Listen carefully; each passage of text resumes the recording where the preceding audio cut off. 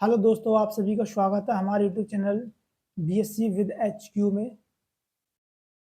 आज का जो सेशन होने वाला है वो बहुत हमारे मोस्ट इंपॉर्टेंट क्वेश्चंस का होने वाला है। जो हमारा जो पेपर प्रीवियस ईयर का जो पेपर बनने वाला था वो हमारा mathematical physics and Newtonian mechanics, जो आपको 24-25 का पेपर है। जो क्या पैटर्न बना है, इस पेपर को पैटर्न देखते हुए देखते हैं क्या क्या क्वेश्चन बनेंगे, वो हम आपको कराने वाले हैं। ठीक है, जिसमें आपके लगभग मान लो 50 क्वेश्चन होंगे। कितने होंगे? 50 क्वेश्चन होंगे जो आज हम सॉल्व कराएंगे। ठीक है, और इस पेपर का जो पीडीएफ है हमारा टेलीग्राम चैनल ज्वाइन कर लेना, बीएससी विद एचक्यू है, उस पर आपको मिल जाएगा। ठीक है, अब चलते हैं अपने सेशन की तरफ। क्योंकि उसमें टाइमिंग क्या होती है, तो पेपर आपको इसमें रोल नंबर दिया होगा, रोल नंबर भी भर सकते हैं और इसको इन वर्ड में भी लिख सकते हैं। और ये पेपर होता है आपका 1.5 घंटे का। ये ध्यान रखना, आपका पेपर 1.5 घंटे का होता है, 75 मार्क्स का होता है। प्रत्येक क्वेश्चन 1.5 मार्क्स का बनेगा। कितने का बनेगा? 5 मार्क्स का बनता है। कुल आपको कितने क्वेश्चंस मिलेंगे? 50 क्वेश्चंस मिलते हैं। आप क्वेश्चंस को देखते हैं किस टाइप का पेपर होता है। तो ये वाले हमारे क्वेश्चंस हैं। ठीक है, जो किस टाइप के क्वेश्चंस हैं, और ये सभी क्वेश्चंस हम आपको सॉल्व कराएंगे वन बाय वन। ठीक है, अब चलते हैं अपने सेशन की तरफ। क्या है सेशन, देखते हैं। देखो, पहला क्वेश्चन क्या कह रहा है, पहले क्वेश्चन की तरफ चलते हैं। पहला क्वेश्चन कह रहा है कि टू बॉडीज, अगर हमारे पास टू बॉडीज हैं, टू बॉडीज masses m, जो मासेस है इसका द्रव्यमान है m and 4m, are moving with the same kinetic energy. इनकी जो काइनेटिक एनर्जी है, जो k है, वो क्या है? सेम है। The ratio of the linear momentum. देखो, इसमें कह रहा है कि अगर हमारे पास जो काइनेटिक एनर्जी सेम होगी, अगर m और m का द्रव्यमान किसी वस्तु का समान गतिविधि कर रही है, तो उनकी रेखीय अनुपात क्या होता है। देखो, P1 और P2 मुझे क्या करना है? ज्ञात करना है। आप यहाँ पे एक फार्मूला याद कर लेना है। जो P बराबर हमारा क्या होता है, P बराबर, जो K बराबर लिखेंगे, K बराबर होता है P स्क्वायर अपॉन 2m। ठीक है, तो इसको हम क्या करेंगे? 2m K बराबर P स्क्वायर, और P का अंडर रूट इधर लग जाएगा, तो ये हो जाएगा 2m K बराबर P। तो इसी प्रकार P1 और P2, P1 और P2 मान लेंगे, तो P1 और P2 दोनों हो जाएंगे। तो यहाँ पे K1 और K2 रख लेंगे। तो यहाँ पे जो वैल्यू इन्होंने दी है, क्या दी है, तो यहाँ पे फॉर्मूला रख के बताते हैं। देखो, सॉल्व करते हैं क्वेश्चंस को। अगर मान लो P1 और P2 दो का रेशियो पूछ रहा है। पहले का रेशियो हमारे पास क्या आया था? 2mk, और दूसरे का आया था 2mk। ठीक है, अब यहाँ पे क्या कह रहा है कि m बराबर एक वैल्यू इन्होंने दी है m, और m बराबर एक वैल्यू दी है 4m का मास। जो हमारे पास दो द्रव्यमान दिए हैं, जब इसका पहला द्रव्यमान वैल्यू रखेंगे तो क्या हो जाएगा? 2mk बटे अंडर रूट में हो जाएगा। अब इसकी 4 से मल्टीप्लाई हो जाएगी, द्रव्यमान कितना हो जाएंगे? 4mk, 4 दूनी 8, कितने हो जाएंगे? 8mk। तो इससे हमारा पास, देखो ये वाले कट जाएंगे, तो क्या बचेगा? Under root 2 upon under root 8। तो अंडर रूट 8 को हम किस तरीके से लिखते हैं? 2 under root 2 upon under root 2। तो 2 से 2 कट जाएगा, तो हमारे पास क्या बचेगा? जब हम under root 2 upon 2 under root 2 करेंगे, 2 से 2 कट जाएगा, तो हमारे पास बचेगा 1/2।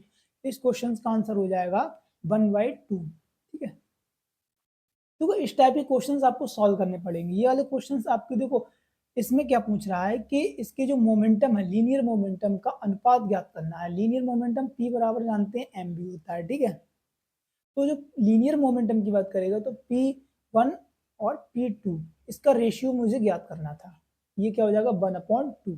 नेक्स्ट क्वेश्चन क्या कह रहा है कि if A bomb blasted of 4 parts, अगर हमारे पास एक बम दिया है, इसका 4 पार्ट्सों में क्या हो रहा है? डिवाइडेड हो रहा है, तो क्वांटिटी विल द कंजर्व।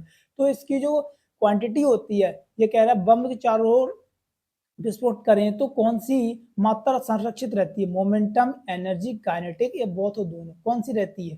देखो, इस ऑप्शन का आंसर आप बता सकते हैं क्या रहेगी? कंजर्व रहती है इसमें संवेग। क्या रहता है? संवेग। ठीक है, ना कि पोटेंशियल। देखो, पोटेंशियल तो टूट रही है, जब इसकी एनर्जी का विघटन हो रहा है बम का, तो इसमें पोटेंशियल एनर्जी, काइनेटिक एनर्जी दोनों होंगी। बट जो संरक्षित रहती है, बात कह रही है कंजर्व्ड के बारे में। तो कंजर्व्ड के बारे में जब बात करेगा, तो इसका मोमेंटम की बात हम करेंगे। क्या करेंगे? मोमेंटम। देखो, ये क्वेश्चंस आपको जो प्रीवियस ईयर में जो बने हैं, वो क्वेश्चंस को हम सॉल्व करा देते हैं। देखो, इस क्वेश्चंस जो भी आपको बनेंगे, आपकी जो एग्जाम आने वाला आपका, देखो इसका 25-26 का, जो 25-26 का पेपर होगा, उसमें देखो कुछ क्वेश्चंस आपको फंसेंगे, और हमने जो इंपॉर्टेंट क्वेश्चंस कराए हैं वो आप कर लेना। इससे बाहर पेपर नहीं जाने वाला। अब चलते हैं थर्ड क्वेश्चन की तरफ। थर्ड क्वेश्चन क्या कह रहा है, a body of mass m strike a ball. एक द्रव्यमान का पिंड गति से क्या कर रहा है, स्पीड इसकी बी है, बेग से return with the same speed of momentum will B charge. देखो ये कह रहा है कि अगर एम द्रव्यमान का पिंड है, एम द्रव्यमान का पिंड है तो इसकी दीवार से टकराता है, टकराकर उसी वापस लौटता है, तो इसका संवेग बताना है, संवेग बदल जाएगा, संवेग मुझे बताना है पी। पी बराबर क्या होता है एम बी, बट ये टकरा रहा है, टकराने के बाद इसका क्या हो रहा है, वेग में परिवर्तन हो रहा है, वेग कैसे हो रहा है, निगेटिव हो रहा है, तो एम माइनस बी, तो पी टू ये हो जाएगा। और हमारे पास फार्मूला होता है डेल्टा पी बराबर, देखो इनिशियल क्या हो जाएगी delta p two, sorry p two minus p one, तो पी टू हमारे पास क्या थी माइनस के एम बी हो जाएगा, और ये हो जाएगी माइनस के एम बी, तो ये हमारा फार्मूला हो जाएगा माइनस के टू एम बी। तो जो माइनस जो वैल्यू बता रही है वो हमारी क्या हो रही है, जुड़ रही है, तो इस फार्मूला हो जाएगा आंसर, जो इस क्वेश्चन का आंसर हो जाएगा टू एम बी, क्या हो जाएगा टू एम बी। इसका जो द्रव्यमान होगा, जो स्पीड का मोमेंटम की जो स्पीड का वो बदलेगा, क्या बदलेगा, बदल के आएगा टू एम बी, ठीक है, डेल्टा पी जो बदल के आ रहा है, चेंज इनटू मोमेंटम क्या हो जाएगा two m b. Okay, next question चलते हैं। नेक्स्ट क्वेश्चन क्या कह रहा है, देखो ये क्वेश्चन आपके बहुत नॉर्मल है, ज्यादा हार्ड पेपर हमने कहा नहीं बनाएगा एग्जामिनर, तो ज्यादा हार्ड क्वेश्चन बनाएगा, बच्चे को भी, बच्चे पर भी नहीं होते क्वेश्चन, ठीक है। इसी प्रकार ये वाले जो क्वेश्चन है आपने और जो पिछले ईयर के पेपर होते हैं उसमें आप उठा के देख लेना, ज्यादा क्वेश्चन हार्ड नहीं मिले होंगे, जो हमने क्वेश्चन कराए हैं वो भी क्वेश्चन इसमें मिलेंगे, और इसमें कुछ क्वेश्चन अलग से इसने प्रोवाइड कराए हैं, वो भी क्वेश्चन हम वहां सॉल्यूशन करने वाले हैं।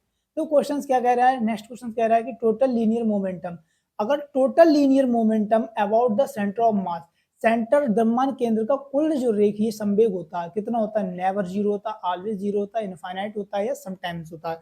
तो इस ऑप्शन का आंसर आप बता सकते हैं जब हमने ये वाला क्वेश्चन कराया होगा।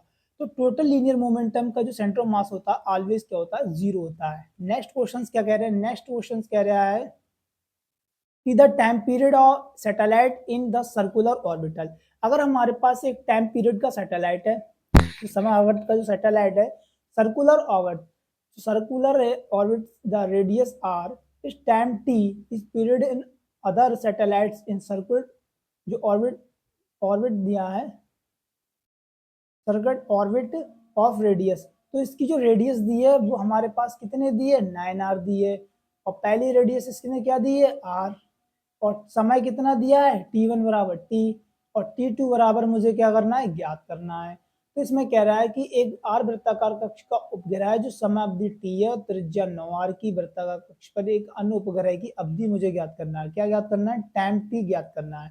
देखो इस तरीके को हम कैसे निकालते हैं, हमने आपको बताया होगा जो कैपलर का थर्ड नियम क्या होता है, जो कैपलर का थर्ड नियम क्या बताता है कि जो हमारे पास टाइम पीरियड होता है वो जो प्रोपोर्शनल होता है त्रिज्या क्यू की, किसके प्रोपोर्शनल होता है, त्रिज्या क्यू की, ठीक है। तो इसमें जो T1 होगा T2 अपॉन R T3, तो ये वाली वैल्यू हमारी क्या हो जाएगी, बराबर कांस्टेंट, क्या हो जाती है, कांस्टेंट। तो इसी प्रकार हम क्या करते हैं, इस क्वेश्चन को सॉल्व करते हैं, ये सवाल होता है, ठीक है, ये सवाल आपके पूछे गए हैं, देखो फिर भी आपको प्रोवाइड कराते हैं कैसे करते हैं। देखो इसमें हमने बताया था T2 अपॉन R3, अब इसको हम T1 मान लेंगे, इसको R1 मान लेंगे, बराबर क्या हो जाएगा, T2 का स्क्वायर अपॉन TR2 का क्यूब, ठीक है।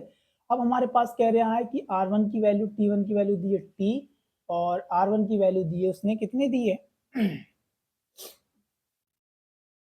यहाँ पे लिख लेना, एक ही लाइन में लिखो, देखो T1 और T2 ये स्क्वायर हो जाएंगे, बराबर RQ और RQ, R1 R2 का क्यूब।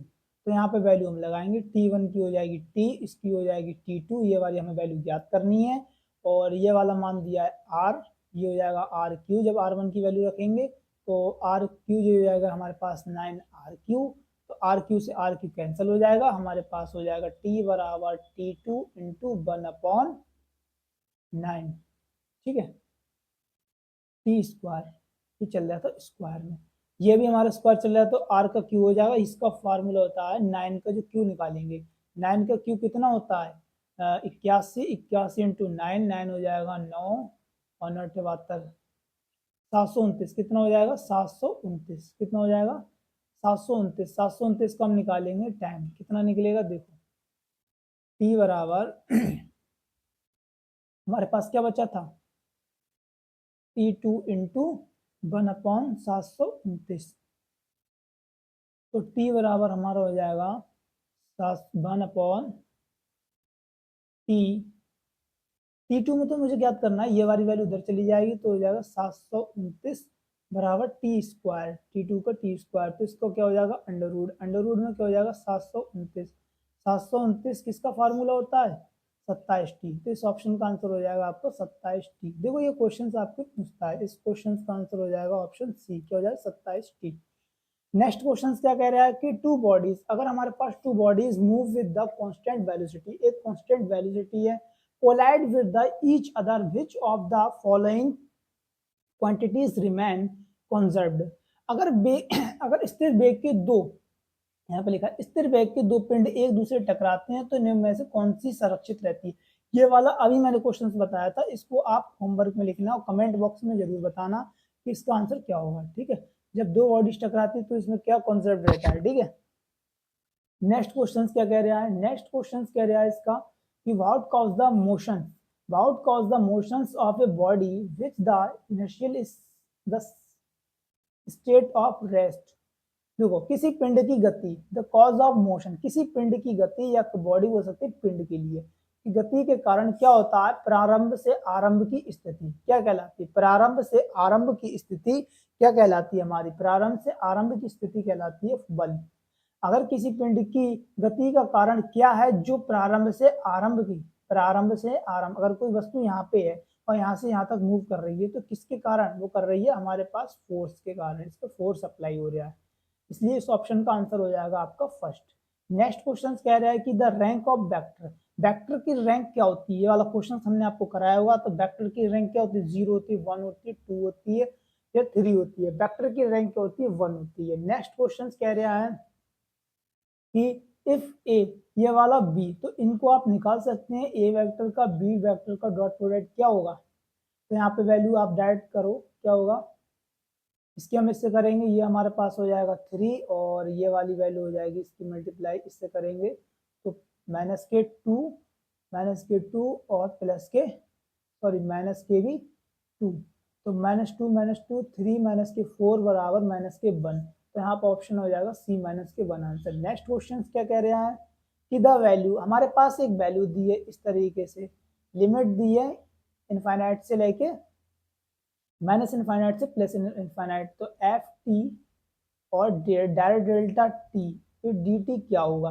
देखो ये वाला हमारे पास क्या है डायरेक्ट डेल्टा जब फंक्शन हमने कराया था उसकी लिमिट ये आपकी तीसरी या चौथी लिमिट थी, कौन सी थी, तीसरी या चौथी लिमिट थी।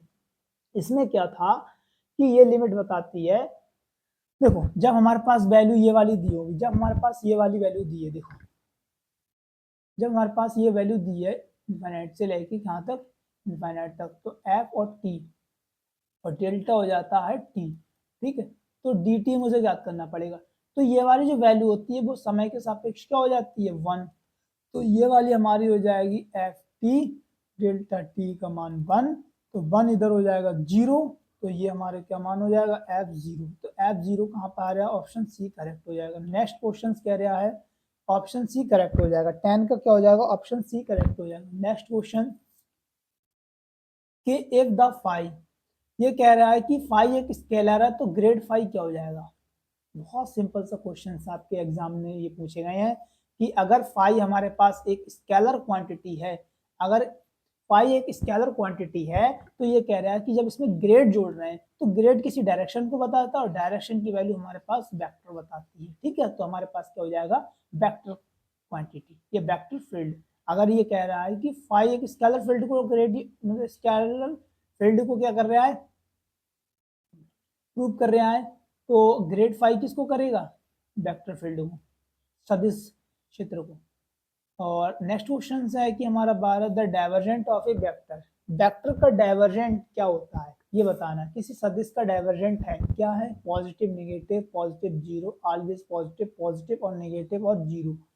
आप ये बता सकते हैं कि जब हमारे पास डाइवर्जेंट करते हैं किसी ऑब्जेक्ट का, हम क्या करेंगे, डाइवर्जेंट करेंगे, तो वो कैसे, देखो हमेशा नेगेटिव भी हो सकता है, पॉजिटिव भी हो सकता है और जीरो भी हो सकता है। इस ऑप्शन का आंसर डी करेक्ट हो जाएगा। नेक्स्ट क्वेश्चन क्या कह रहा है, A and B non zero हैं, तो वेक्टर ए क्रॉस बी बराबर जीरो होंगे, तब कब होंगे, जब angle between A B zero होगा, एंगल बिटवीन नल वेक्टर होंगे, ए बी नल वेक्टर होंगे, इज नॉर्मल होंगे। देखो A cross B, A cross B क्या होता है, ए का मैग्नीट्यूड और बी का बराबर क्या होता है, साइन थीटा, और साइन 90 का मान कितना होता है, जीरो। साइन 90 का मान कितना होता है, जीरो। साइन जीरो का मान जीरो होता है, साइन 90 का मान 1 होता है।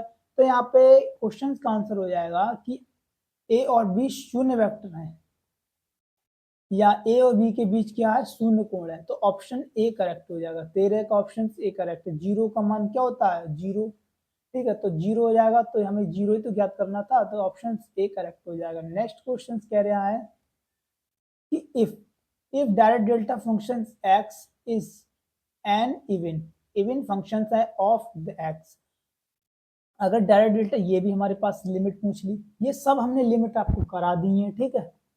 और जब हमने ये वन शॉट बताया ना, तो वन शॉट में भी हमने ये लिमिट आपको बताई थी।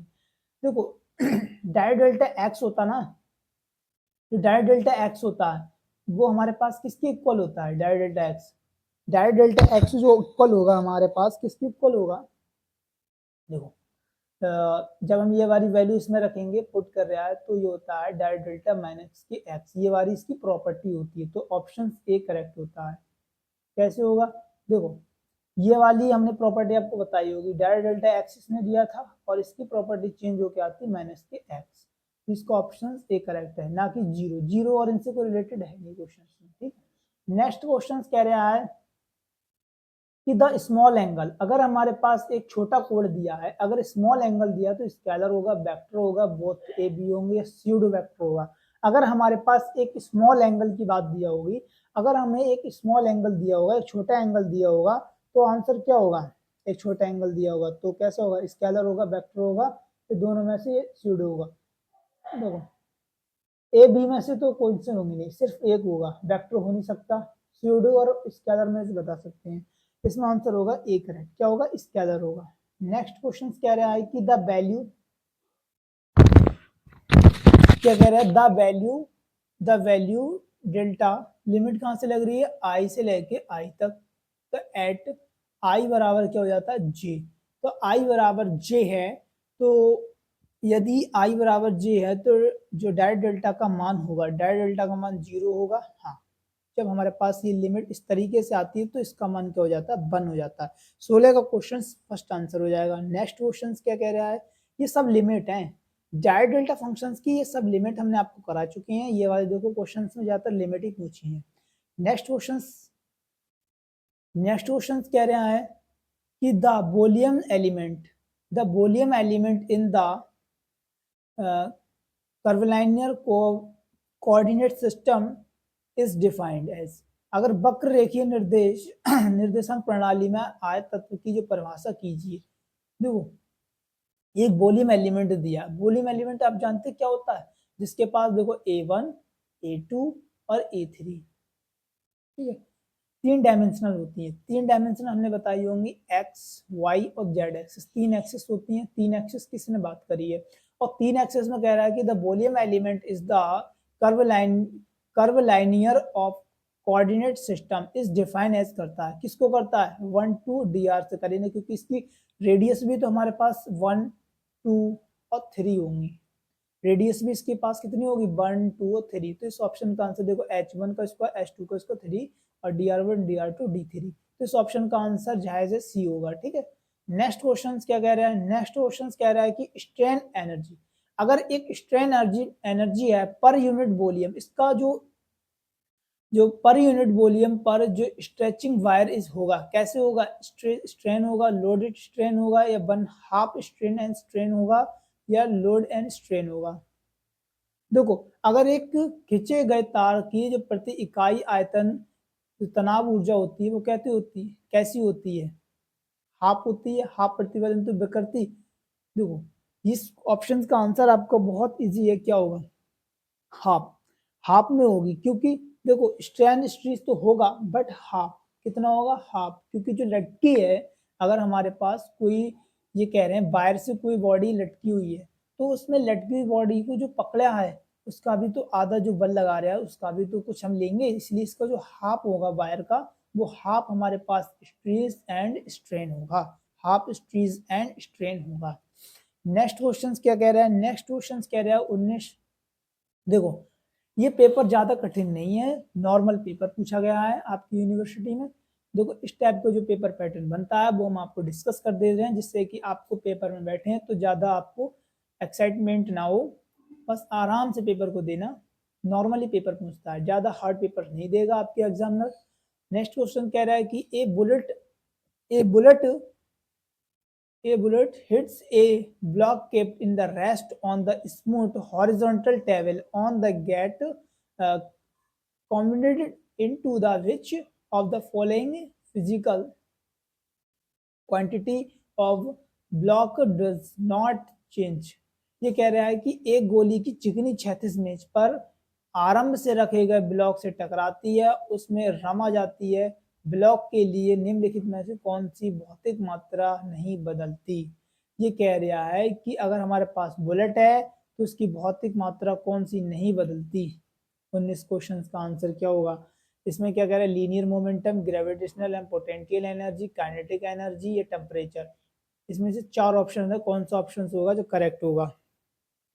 क्या होगा? इसमें देखो, आपकी gravitational and potential energy change नहीं होती, ठीक है। नेक्स्ट क्वेश्चन है कि यू हमारे पास है, पोटेंशियल एनर्जी को हम यू से रिप्रेजेंटेड करते हैं। Of a the wire stretched by a force if same wire the stretched by a force double is magnitude, जो magnitude then the elastic potential energy, जो पोटेंशियल एनर्जी होगी is the wire की, wire की जो potential energy होगी वो क्या होगी? 2u। कैसी होगी? 2u होगी। क्योंकि ये कह रहा है अगर हमारे पास एक पोटेंशियल एनर्जी का जो वायर है, स्ट्रेच है यानी खिंचा हुआ है, बल लग रहा है, देन द सेम स्ट्रेच, उसी खिंचाव का दूसरा हमारे पास मैग्नीट्यूड, उसका जो मैग्नीट्यूड का हमारे पास क्या एक वायर है, देन इसकी इलास्टिक पोटेंशियल एनर्जी क्या होगी? ये कह रहा है यू और एफ द्वारा खींचे गए तार की स्थिति ऊर्जा यदि उसी तार का परिमाण में दोगुने बल द्वारा खींचा जाता है तो तार की प्रत्यस्थ स्थिति ऊर्जा क्या हो जाएगी? 2u हो जाएगी। क्या हो जाएगी? 2u हो जाएगी। नेक्स्ट क्वेश्चन कह रहा है कि the in the absence external force, external force के अब्सेंस में velocity centre of mass of system remain क्या होता है? जीरो होता है, कांस्टेंट होता है, या इंक्रीजिंग विद टाइम होता है, डिक्रीजिंग इन टाइम होता है। अगर बल के, क्या कह रहा है, एक्सटर्नल यानी कि बल के अब्सेंस में, तो वेलोसिटी क्या होगी? कांस्टेंट होती है। सिंपल क्वेश्चन है। नेक्स्ट क्वेश्चन क्या कह रहा है? नेक्स्ट क्वेश्चन क्या कह रहा है? नेक्स्ट क्वेश्चन कह रहा है आपका कि किसी पिंड, all the particles of a body, सभी पार्टिकल की जो बॉडी है आज क्या कर रहे हैं? situated एंड द डिस्टेंस, थोड़ा मिसप्रिंट है इसमें पे, ठीक है, D from the origin distance the centre of mass from the origin will be. अगर किसी पिंड के सभी कण मूल से डी दूरी पर स्थित है तो मूल बिंदु से पिंड की द्रव्यमान केंद्र की दूरी कितनी होती है?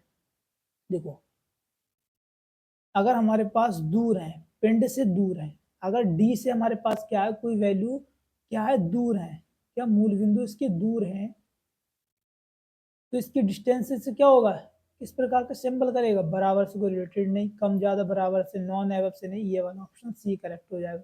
नेक्स्ट क्वेश्चन आपका क्या कह रहा है? नेक्स्ट क्वेश्चन कह रहा है कि which of the Newton law involve is the rocket प्रॉबुलेशन।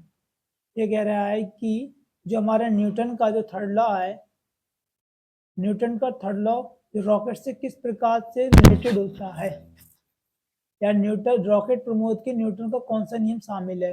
तो कौन सा नियम शामिल है आप बता सकते हैं? रॉकेट की जब बात करेगा तो न्यूटन का थर्ड लॉ रिप्रेजेंटेड करता है। थर्ड लॉ क्या होता है? क्रिया प्रतिक्रिया। हमारे पास F1 से 2 और सॉरी F2 से 1 और माइनस के F1 से 2। अगर हमारे पास कोई बल लगा रहे हैं, अगर कोई किसी बेग से ऊपर जा रही है तो उतने ही बेग से क्या हो रही है? बॉडी को रिफ्लेक्ट कर रही है, नीचे की ओर एक्ट उतना ही बल क्या कर रहा है? कार्य कर रहा है। नेक्स्ट क्वेश्चन कह रहा है कि एंगुलर मोमेंटम इज, कोणीय संवेग है स्केलर, वेक्टर, स्यूडो वेक्टर या स्यूडो स्केलर। देखो स्केलर तो है नहीं क्योंकि कोणीय कोणीय संवेग की जब बात करेंगे तो टाउ करता है, टाउ होता है F into D. F into D क्या कहलाता है? वेक्टर से भी संबंधित नहीं क्योंकि ये दो डायरेक्शन रखती है। बस यहाँ पे स्यूडो वेक्टर की बात करेगा। किसकी करेगा? स्यूडो वेक्टर की बात करेगा।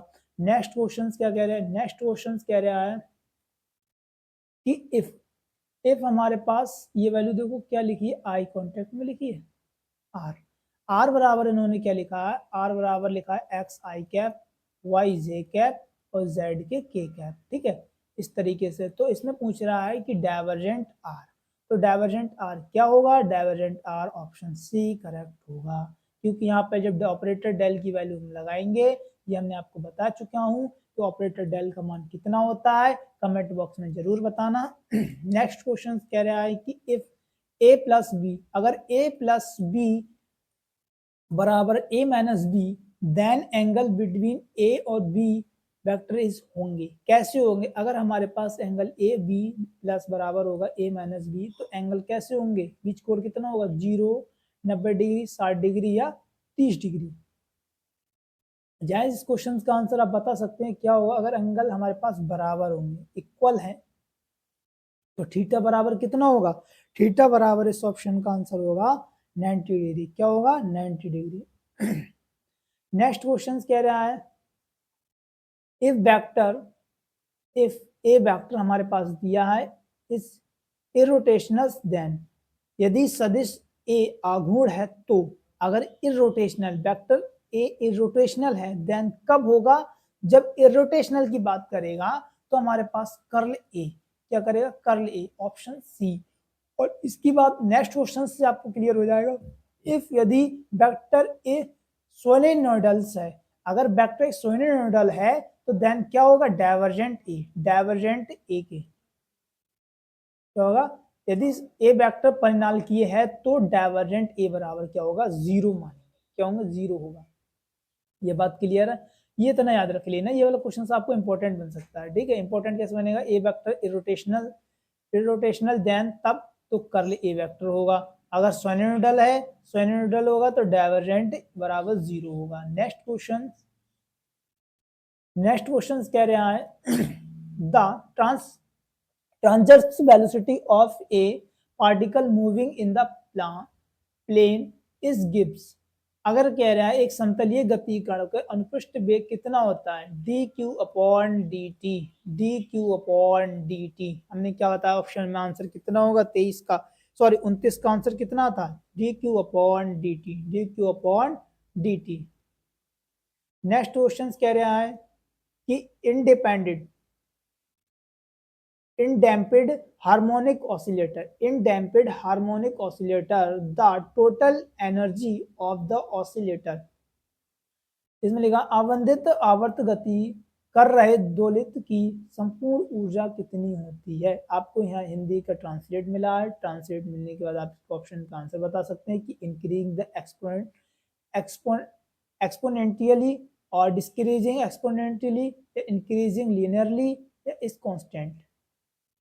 ये कह रहा है अवमंदित जो आवर्त गति कर रहा है दोलित्र की संपूर्ण ऊर्जा कितनी होती है? कितनी होगी? इस ऑप्शन का आंसर आपका क्या होगा? बी। क्या होगा? डिस्क्रीजिंग एक्सपोनेंटली। क्या होगा? एक्सपोनेंशियल रूप से घटती है। क्या होती है? एक्सपोनेंशियल रूप से क्या हो जाती है? घटती है। नेक्स्ट क्वेश्चन कह रहा है कि गिव द मैक्सिमम वेलोसिटी, ज्यादा वेग का at acceleration harmonic oscillator b max and b a max. वेग का जो हमारे का मैक्स है, एक्सीलरेशन भी हमारे पास क्या है? मैक्स है। तो respectively its time period is, जो समय आवर्ता है, terms B max and acceleration is होंगी, क्या होंगे, pi B max upon R, 2 pi A upon B max, 2 pi A B max. इस ऑप्शन का आंसर हो जाएगा बी। क्या हो जाएगा ऑप्शन का आंसर बी। 31 का जो आंसर होगा वो हमारे पास क्या होगा, बी। सॉरी सॉरी, इसका बी नहीं होगा, इस ऑप्शन का आंसर होगा ए, क्योंकि जो हमारे पास 2 पाई होगा तो बी मैक्स एक्सेलरेशन ए मैक्स। ठीक है, नेक्स्ट क्वेश्चन कह रहा है, इसमें देखो आपके 32 क्वेश्चन हो गए हैं, हमने कितने बताने, 50 क्वेश्चन आपको कराएंगे, जिसमें से आपको कितने क्वेश्चंस, 18 क्वेश्चंस रह गए हैं। फटाफट करते हैं। इन द एलसीआर सीरीज, अगर हमारे पास एलसीआर सीरीज दी है, circuit the damping to due, LCR श्रेणी में जो प्रतिबंधित किसके कारण होता है, रेजिस्टेंस। ठीक है, डायरेक्ट एलसीआर की बात करें तो रेजिस्टेंस पर लगा देना आप आंसर। ठीक है, क्वेश्चन क्या कह रहा है, 33 क्वेश्चन कह रहा है। 33 क्वेश्चन को देखते हैं। The instantaneous displacement of a particle mass is m, इसका मासिक द्रव्यमान कितना m है, executing simple harmonic under force, इसका कांस्टेंट k है, तो x बराबर a sin ओमेगा t फाई, वेयर ओमेगा बराबर k m, the time average of kinetic energy over a time period t, आवर्त t गति ऊर्जा का औसत कितना होता है, t आवर्त गति का जो औसत ऊर्जा कितना होता है, ये वाला ऑप्शन हो जाएगा आपका 1/4।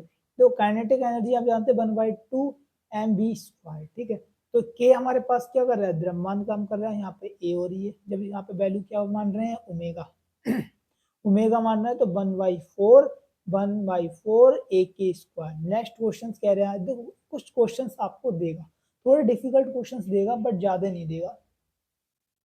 What is the frequency is which forced periodic oscillator oscillate, oscillations oscillate, यह आवर्त क्या है जिसके बल रूप एवं अवधिक आंदोलित दोलन करते हैं, क्या करते हैं, फ्रीक्वेंसी ऑफ फोर्सेस ऑसिलेटर, या their natural frequency, no specific frequency, a some frequency of the force oscillator, they are the natural frequency।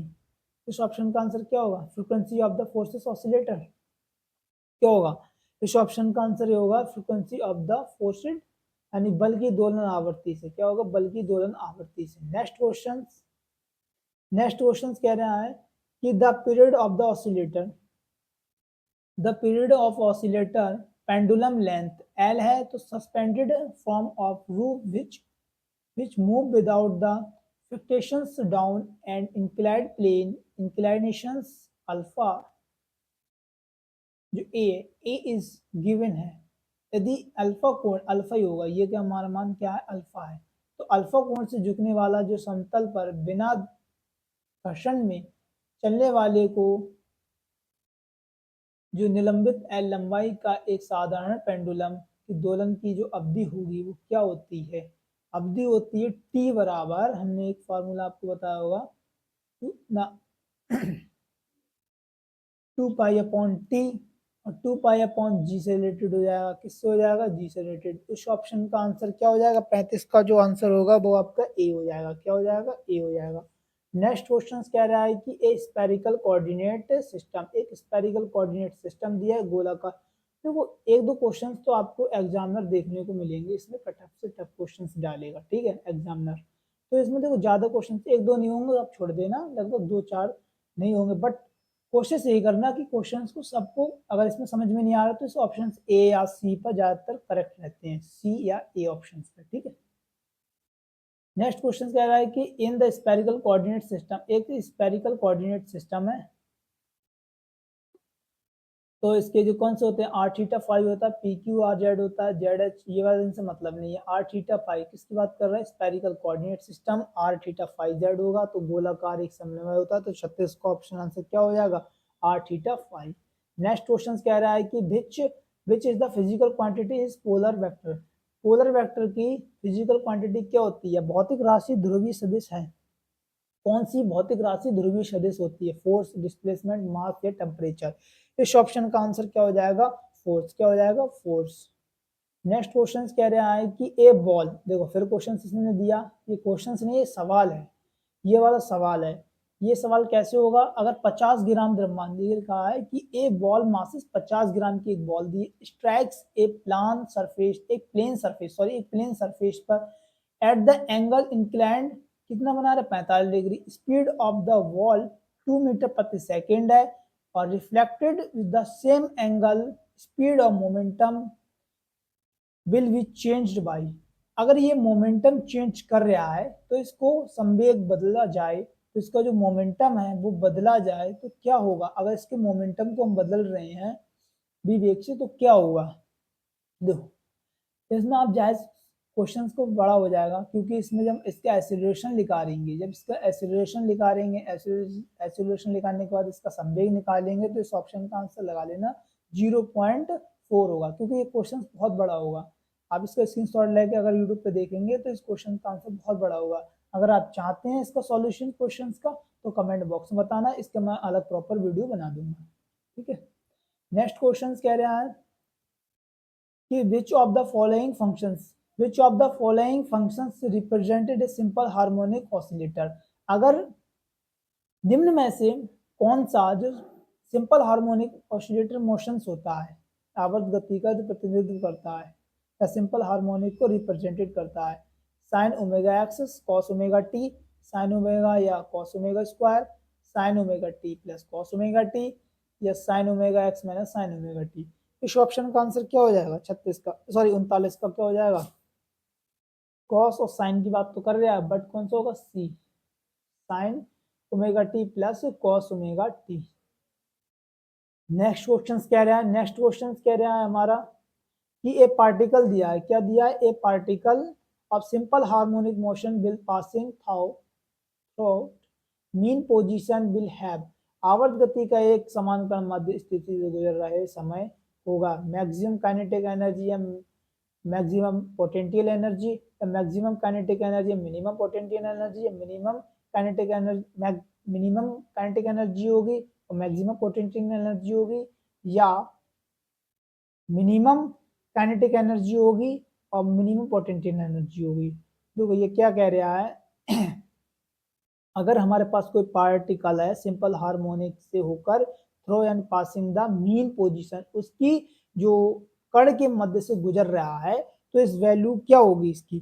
तो ऑप्शन हो जाए मैक्सिमम काइनेटिक एनर्जी, जो मैक्सिमम काइनेटिक एनर्जी होगी क्या होगी? मैक्स होगी।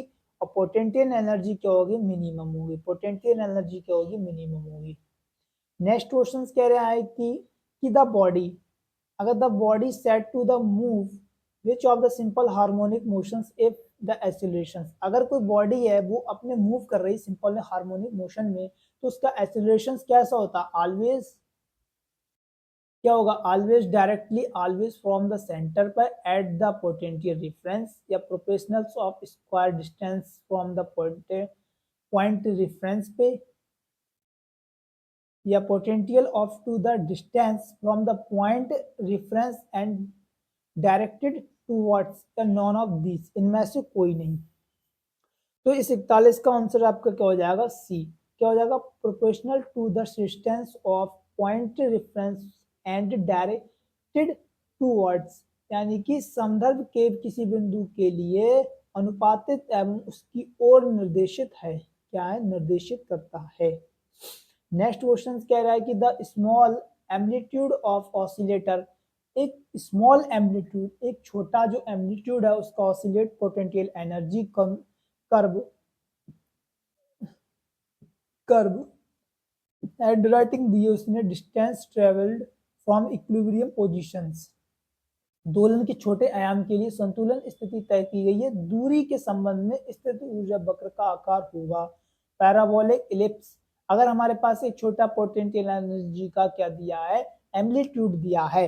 छोटा पोटेंशियल एनर्जी का अगर इसने एम्पलीट्यूड दिया तो कैसा होगा? पैराबोलिक। कैसा होगा? पैराबोलिक। इलिप्स वृत्ताकार, सर्कुलर, वृत्तीय, गोलाकार, वृत्ताकार, ठीक है, धीरे वृत्ताकार, hyperbolic. Which quantity is velocity, which quantity is vector, कौन सी सदिश राशि है? कौन सी सदिश राशि है? मास, स्पीड, वॉल्यूम, फोर्स। बल क्या होता है? m इंटू ए। ठीक है, ये हमारी हो जाती है स्केलर, सॉरी वेक्टर। जबकि स्पीड, मास, वॉल्यूम ये नहीं होंगे। ठीक है, नेक्स्ट क्वेश्चन कह रहा है कि व्हेन द पार्टिकल मूव, अगर हमारे पास एक पार्टिकल है, जब एक पार्टिकल मूव कर रहा है तो एक्शन फोर्स, जो बल का जो केंद्रीय बल होगा, the quantity remain constant is, कैसी होगी, लीनियर, एंगुलर दोनों होंगी या सेंट्रीपिटल फोर्स होंगी।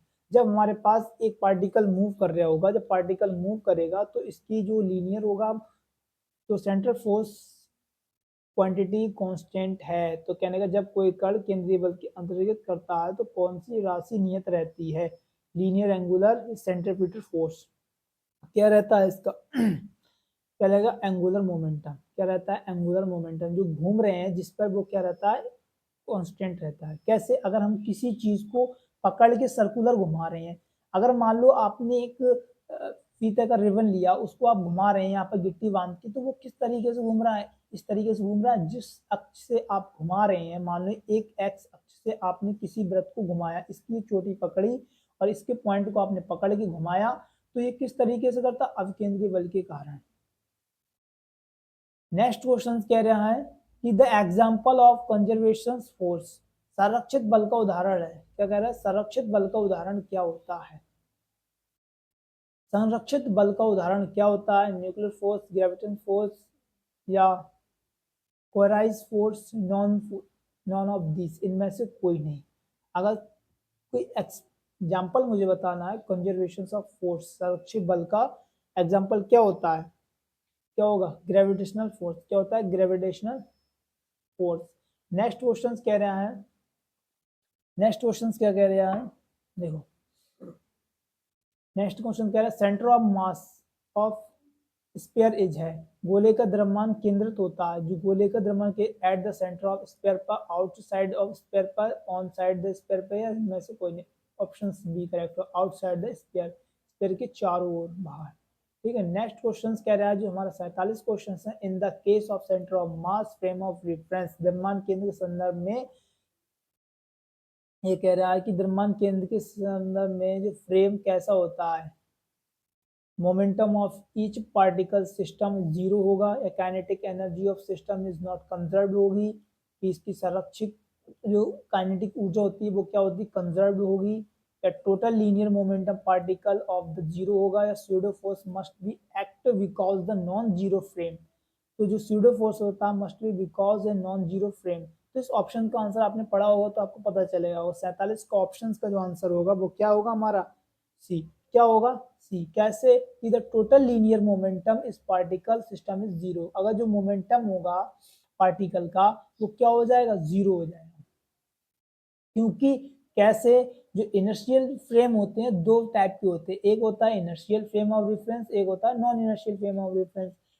इनर्शियल फ्रेम ऑफ रेफरेंस क्या होते हैं, देखो हमारे पास फ्रेम की बात करें,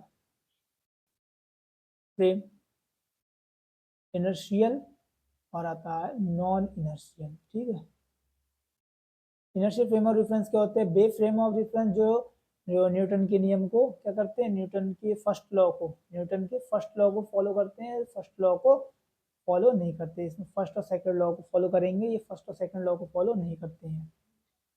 नेक्स्ट क्वेश्चन कह रहा है कि व्हेन ए टॉर्क, व्हेन जब ए टॉर्क एक्ट ऑन सिस्टम, जब किसी सिस्टम पर टॉर्क अप्लाई किया जाता है तो is zero when is conserved, तो आघूर्ण जो शून्य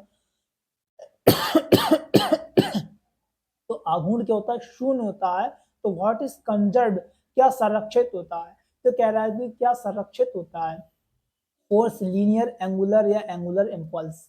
अगर टॉर्क किसी सिस्टम पर अप्लाई किया जा रहा है, अगर टाउ किसी सिस्टम पर अप्लाई किया जा रहा है, तो टाउ अगर जीरो है तो एफ इंटू वल, वल भी क्या हो जाएगा, संरक्षित रहेगा, लीनियर मोमेंटम। क्या करेगा, लीनियर मोमेंटम। 48 का जो आंसर हमारा होगा वो क्या कहलाएगा, लीनियर मोमेंटम। अगर टॉर्क है, टॉर्क क्या होता है, किसी वस्तु को हम अपने वेग से घुमा रहे हैं, अगर मान लो आपने एक भंगू होता है जिसे हम बोलते हैं, ठीक है, चकई होती है, उस चकई को आप घुमा रहे हैं, उस पर टॉर्क अप्लाई किया तो टॉर्क तो उस पर जीरो अप्लाई हुआ, बट जो किस वेग से घूम रही है उसमें क्या है, linear angular momentum. Angular momentum क्या होता है, कोणीय संवेग, उसमें क्या रहता है, कंजर्व रहता है। कोणीय संवेग क्या होता है, कंजर्व होता है, वो अपने सेंटर पे क्या करती है, मूव करती रहती है। लट्टू होता है अपने कंजर्व पे, सॉरी अपने मोमेंट पे इस पे करती है एंगुलर मोमेंटम, कोणीय पर संरक्षित रहता है। नेक्स्ट क्वेश्चन कह रहा है कि centre of mass any system, अगर हमारे पास सेंटर ऑफ मास का जो कोई सिस्टम है, किसी निकाय का जो द्रव्यमान केंद्र होता है कैसा होता है, हमेशा ज्यामिति के होता है, always it's the geometry centre, always inside outside, या आई कैन बी इनसाइड और आउटसाइड। जो 39 का आंसर होगा can be the inside and outside, यह अंदर या बाहर कहीं पर भी हो सकता है। अगर हमारे पास सेंटर ऑफ मास का सिस्टम है तो जो निकाय का जो द्रव्यमान होता है वो इनसाइड एंड आउटसाइड दोनों साइड हो सकता है। इस ऑप्शन का आंसर डी हो जाएगा। नेक्स्ट एंड लास्ट क्वेश्चन है, नेक्स्ट एंड लास्ट क्वेश्चन क्या कह रहा है, द टोटल लीनियर मोमेंटम, हमें क्या दे रहा है, टोटल लीनियर मोमेंटम है सिस्टम का, एक टोटल लीनियर मोमेंटम का सिस्टम है, पार्टिकल रिमेन ऑलवेज कांस्टेंट, एक कोण के निकाय जो कुल रेखीय संवेग स्थिर रहता है, यदि कब स्थिर रहेगा, कब स्थिर रहने का कारण है कि एक conserve force act on the system, संरक्षण बल प्रणाली पर कार्य कर रहा हो तब, नॉन कंजर्व या no result force act the system, या किसी सिस्टम का कोई रिजल्ट नहीं हो, वेरिएबल एक्टिंग, अगर हमारे पास कोई variable act is the system, अगर कोई वेरिएबल उस सिस्टम पर एक्ट कर रहा हो तो पार्टिकल ऑलवेज ऑलवेज क्या हो, कांस्टेंट नहीं। कहने का अर्थ है कांस्टेंट कब होगा, कांस्टेंट जब होगा the linear momentum of a system particle remain always constant, तब होगा जब नो रिजल्ट वर्क, जो no resultant force is act of the system, प्रणाली पर कोई भी बल कार्य नहीं कर रहा हो। ये थे हमारे लास्ट क्वेश्चंस, ठीक है। और आपका जो सेशन यहीं पे समाप्त करते हैं, अब चलते हैं एक नए टॉपिक के साथ। अगर हमारा कंटेंट पसंद आ रहा हो तो चैनल को लाइक कर लेना और सब्सक्राइब कर लेना और शेयर कर देना, और ये पीडीएफ आपको टेलीग्राम चैनल पे लगा दी जाएगी। और मिलते हैं एक नए टॉपिक के साथ, आज के लिए बस इतना ही, धन्यवाद। और क्या पैटर्न बना पेपर का आपको हमने बता दिया, इससे बाहर कुछ नहीं जाने वाला, लास्ट क्वेश्चंस थे, और थैंक यू।